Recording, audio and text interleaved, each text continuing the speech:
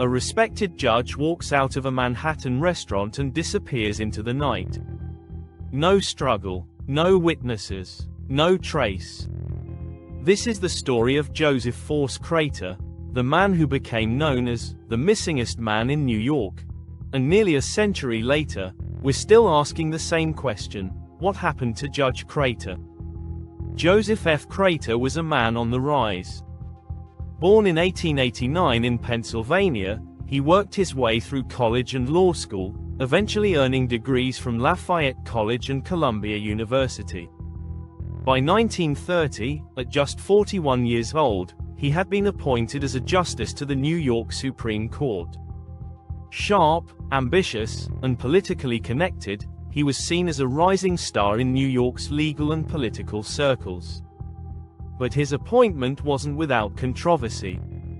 Crater's ties to the powerful and notoriously corrupt Tammany Hall political machine raised more than a few eyebrows. Some believed his position was bought, not earned. The political environment of the time was volatile.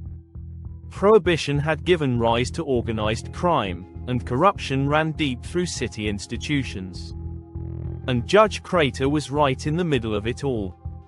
Late July 1930. Crater and his wife had been vacationing in Maine.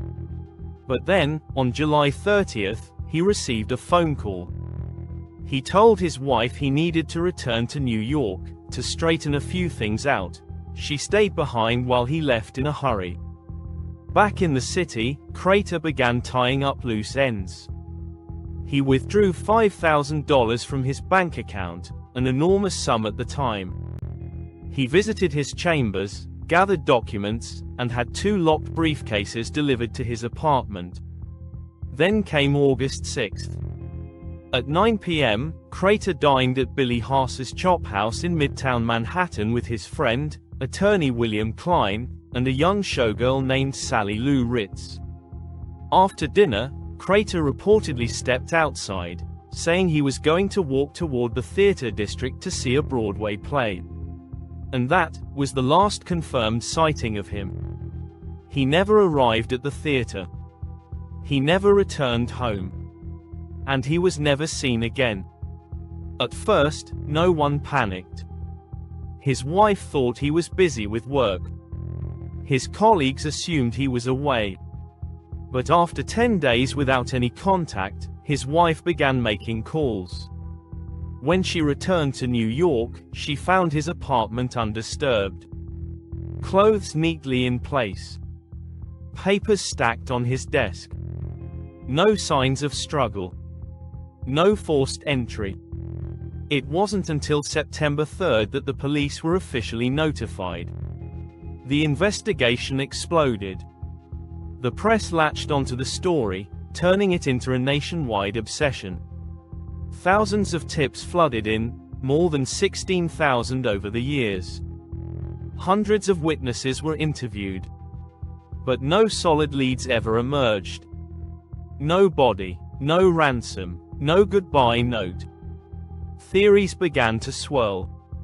Some believed Crater had been murdered, silenced by those threatened by what he knew.